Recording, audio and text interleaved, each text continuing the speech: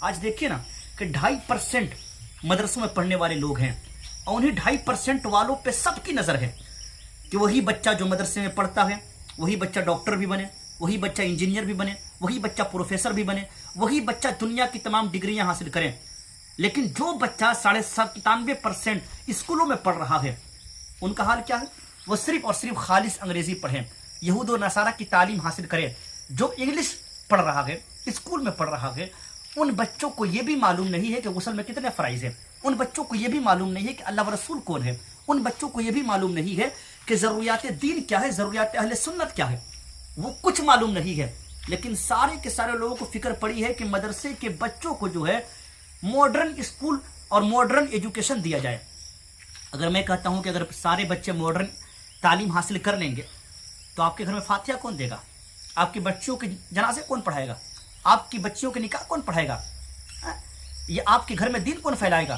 یقین مانیے، ذمہ داری کے ساتھ عرض کر رہا ہوں، جب تک مدرسے ہیں نا تب تک اسلام زندہ ہے۔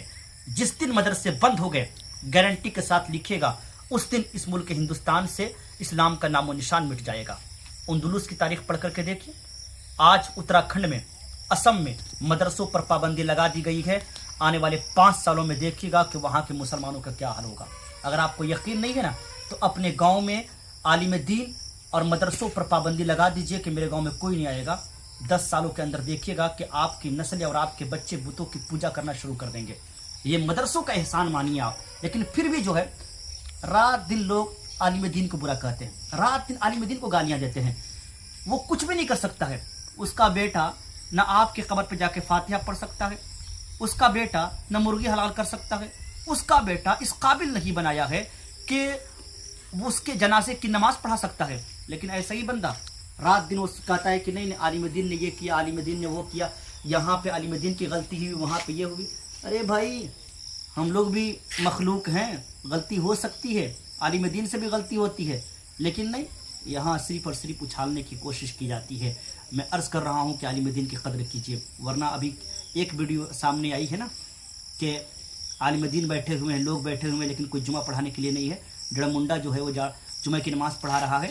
آپ کی مسجدوں میں ایسی ہوگا، لوگ انتظار کریں گے کوئی امام صاحب آئیں تو ہمارے جنازے کی نماز پڑھائیں، کوئی امام صاحب آئیں ہماری مسجدوں میں اور آنے کے بعد جو ہے وہ جمعے کی نماز پڑھائیں، کوئی آئے ہمارے نکاح پڑھائیں۔ وہ دن دور نہیں ہے، یقیناً آنے والا ہے، کیونکہ مدرسوں میں کوئی اپنے بچوں کو پڑھانے کے لیے تیار نہیں ہے۔